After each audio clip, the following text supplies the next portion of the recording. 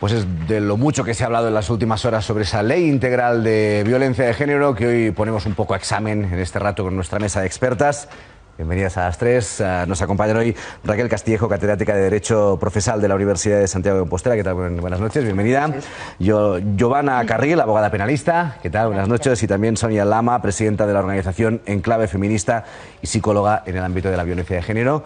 Buenas noches a las tres. Yo quería empezar, cuando estaba preparando la charla que mantendremos ahora, preguntando exactamente qué hay que entender como violencia de género, pero este trabajo me lo hizo ayer el Tribunal Supremo, porque ayer en una sentencia concluyó que es toda violencia de un hombre contra su mujer o exmujer, lo considera violencia de género, aunque incluso la violencia la haya empezado la mujer. ¿Vamos por válida? Pregunta para las tres, esta definición, Raquel.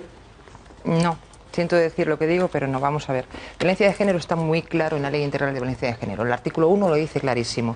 Es necesario sustancialmente dos cosas. Tres, que se ejerza violencia, ¿vale? En segundo lugar, que esa violencia se ejerza en determinadas personas. Esto es un hombre y una mujer, pero este hombre y esta mujer tienen que tener una relación. ¿Cuál es? La de cónyuge, excónyuge, pareja, expareja o novios. Bien, una relación semejante a la que es la del matrimonio.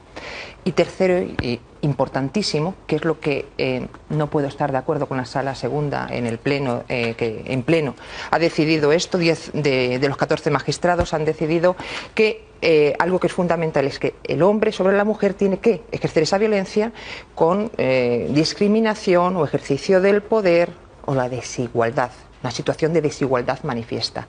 Si eso es preciso y necesario, en lo que es violencia de género, podemos hablar de otro tipo de violencia machista sobre la mujer, pero en violencia de género es necesario. No puede venir el Tribunal Supremo en este momento y decir que cualquiera que fuera la situación, esto es, que no es necesario ese ejercicio de poder y discriminación que se da por entendido siempre que el hombre violente a la mujer y tengan esa relación de afinidad a la que antes he hecho relación, que en todo caso se presupone que ya existe, en este caso violencia de género, no, que ya existe dominación y poder y que no es necesaria la motivación ni la intención ni la intencionalidad. Es necesaria la motivación y la intencionalidad, porque si no es otro tipo de hecho delictivo, que también es violencia, pero no es violencia de género. Giovanna. Yo estoy absolutamente de acuerdo con Raquel. Lo que ha hecho la Sala Segunda del Tribunal Supremo es, de hecho, desvirtuar el artículo 1 de la Ley Integral de Violencia de Género. Si no hay esa motivación de poder, de dominación del hombre sobre la mujer, se pierde la esencia de lo que se denomina violencia de género. No tengo nada más que añadir, es que estoy absolutamente de acuerdo con lo que ha dicho Raquel. Sonia.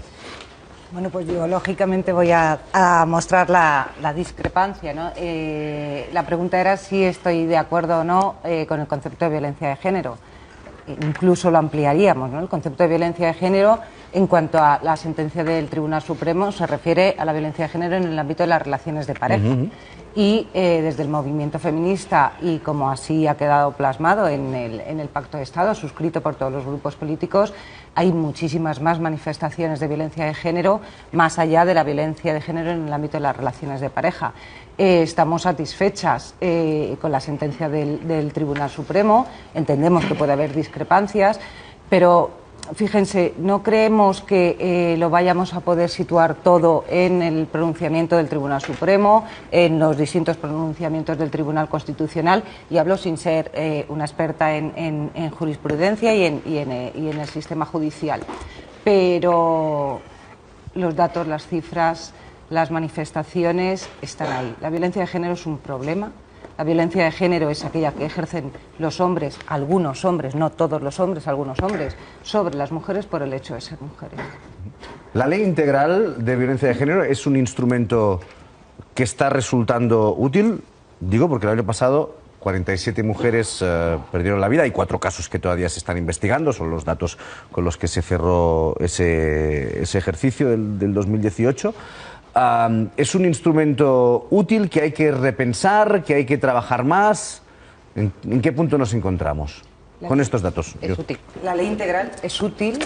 A la ley integral hay que dotarla presupuestariamente, y la ley integral no solo se basa en cuestiones penales, en cuestiones procesales. La ley integral, como bien dice, es una ley integral de medidas preventivas y preventivas en el ámbito de la educación, en el ámbito de la sanidad, en el ámbito de la publicidad, en el ámbito de los medios de comunicación, en el ámbito de la formación especializada a los distintos operadores jurídicos, en el ámbito de los servicios sociales. Entonces, la ley integral fue necesaria para compensar desigualdades que existían, ha sido un instrumento útil. El Pacto de Estado ha servido para ver qué cosas habría que ampliar o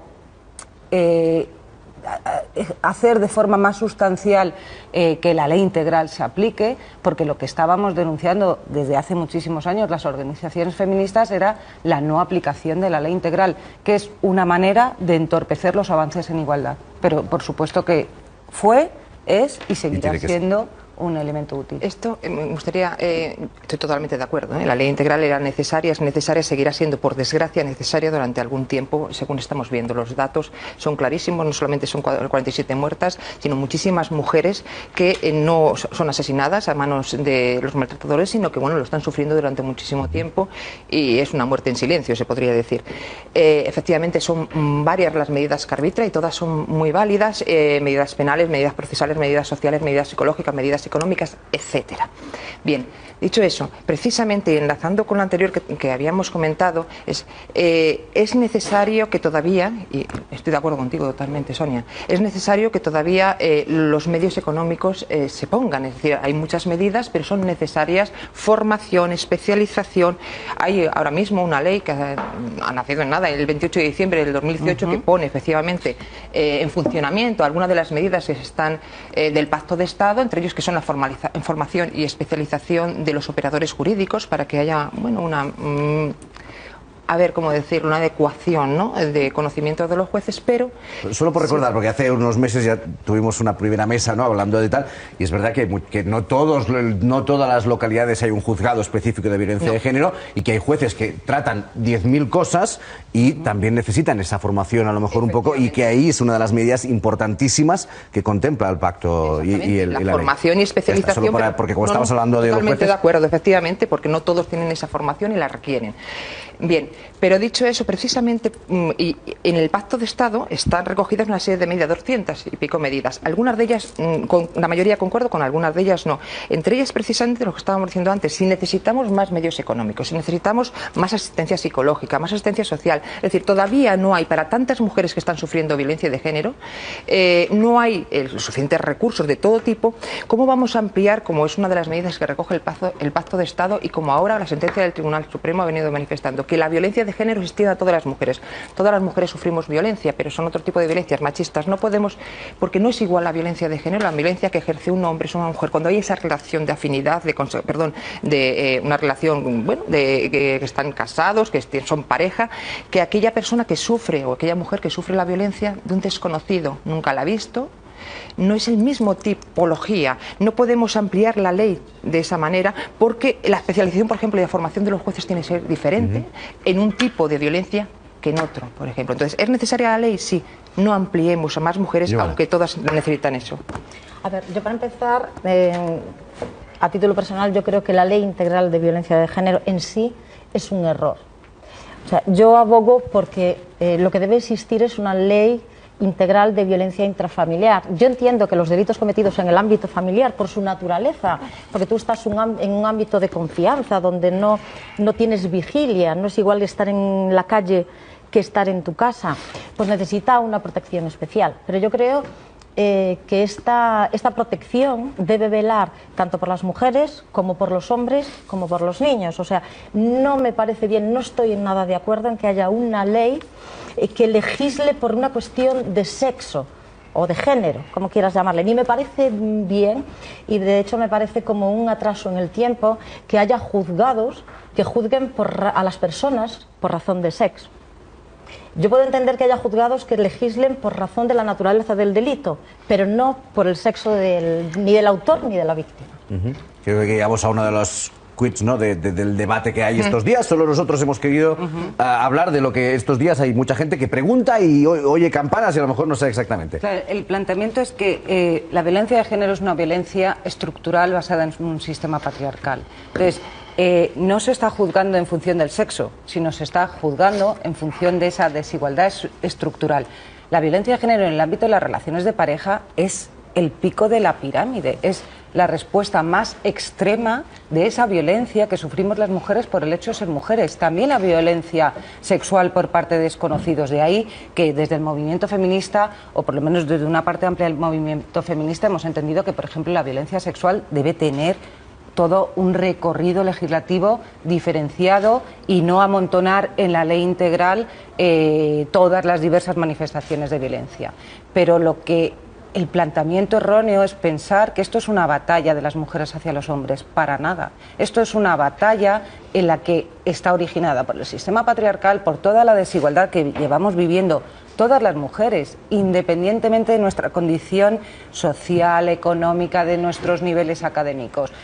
Y tener ese negacionismo, lo único a lo que lleva es a confundir a la gente, a que de repente oigan campanas y que no sepan de dónde vienen.